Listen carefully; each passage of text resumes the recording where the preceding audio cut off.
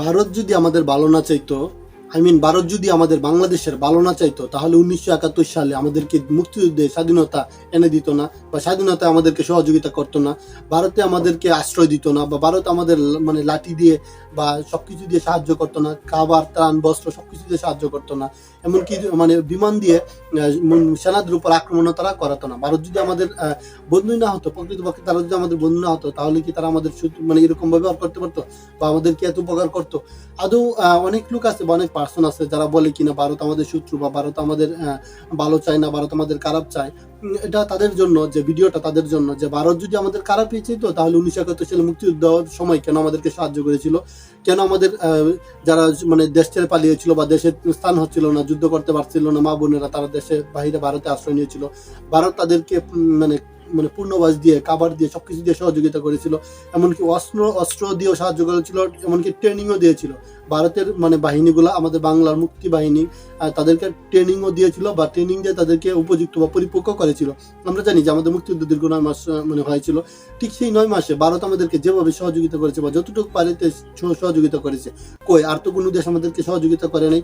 আমরা যে স্বাধীনতা এনেছি, বা যে বাংলা ভাষায় আমরা কথা বলি, আমরা জানি যে আমাদের পূর্ব পাকিস্তান ছিল, আমরা ছিলাম পূর্ব পাকিস্তান, আর পশ্চিম পাকিস্তান আমাদেরকে শাসন করতো। বাট আমাদের যে দেশের ভাষা ছিল, আমাদের দেশের রাষ্ট্রীয় ভাষা ছিল উর্দু। আমরা এখন বাংলায় কথা বলি, বা আমাদের দেশের রাষ্ট্রীয় ভাষা বাংলা, আমরা সবাই জানি। বাট তখন তৎকালীন সময় ছিল পূর্ব উর্দু। হ্যাঁ, উর্দুই ছিল পাকিস্তানের একমাত্র রাষ্ট্রভাষা। এই দাবিতেই যে পাকিস্তানিরা বা পশ্চিম পাকিস্তানে আমাদেরকে শাসন করতো। তো আমাদের যে ছাত্র সমাজ, দামাল ছাত্র সমাজ, তাদেরকে দামিয়ে রাখতে পারেনি, বা তাদেরকে দমিয়ে রাখতে পারেনি। ছাত্র সমাজের বঙ্গবন্ধু নেতৃত্বে 1971 সালে মুক্তিযুদ্ধ হয়, আর দেশের স্বাধীনতা আসে, আর বাংলা ভাষা হয় 1952 সালে। 52 ভাষা আন্দোলনে শহীদ হয়েছিল রফিক, বরকত, সালাম, জাফর এরা। তো ওদের রক্তের বিনিময়ে আমাদের এই বাংলা ভাষা অর্জিত হয়েছে, বা আমরা বাংলায় কথা বলি। যে ভাষা আমাদের মায়ের ভাষা, যে ভাষা আমাদের মুখের ভাষা, যে ভাষা আমাদের প্রাণের ভাষা, যে ভাষা আমাদের দেশের ভাষা, যে ভাষা আমার ভাইয়ের ভাষা, যে ভাষা আমার রক্তের ভাষা, সে হচ্ছে বাংলা ভাষা, আহামরিমুর বাংলা ভাষা। তো যে ভাষার জন্য আমরা শহীদ হয়েছিলাম, বা যে ভাষার জন্য আমরা দেশকে স্বাধীনতা এনেছিলাম বা যুদ্ধ করেছিলাম 1971 সালে পাকিস্তানিদের সাথে, আমাদের দেশকে বিভক্ত করার জন্য, ভাষাকে বাংলা করার জন্য, ঠিক যাদের মাধ্যমে যুদ্ধটা হয়েছিল বা যারা নেতৃত্ব দিয়েছিল, তাদেরই আজ সোনার বাংলায় দাম নেই। আর বিষয়টা হচ্ছে যে ভারতকে সবাই শত্রু বলে, বাট ভারত যদি শত্রু হতো আমাদের দেশ, বাংলাদেশের শত্রু যদি ভারত হতো, তাহলে কি তারা এত কিছু দিয়ে আমাদেরকে সহযোগিতা করতো? তো ভারত সবসময় অলওয়েজ আমাদেরকে সহযোগিতা করে আর করে আসছে। বাট কিছু কিছু মানুষ বলে যে ভারত আমাদেরকে সহযোগিতা করে না। ভাই, আপনি যার জন্য যেরকম করবেন, সে আপনার জন্য ঠিক ততটুকুই করবে।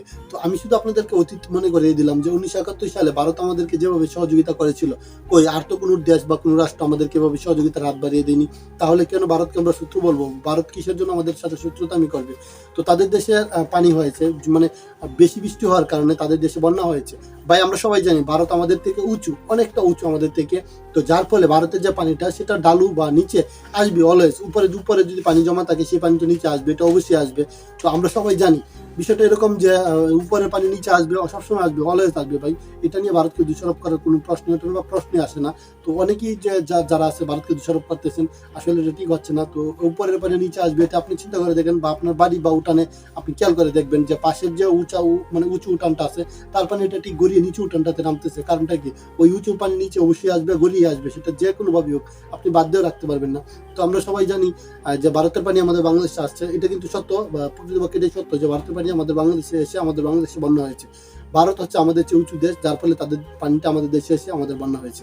তো যারা ভারতকে শত্রু মনে করে, তাদের জন্য এই ভিডিওটা করলাম। তো ভারত আমাদের আসলে শত্রু না, তারা আমাদের মিত্র দেশ। কারণ 1971 সালে ভারতের জন্য আমরা স্বাধীনতা পেয়েছি, এই বাংলা ভাষা বা মায়ের ভাষায় কথা বলতে পারি।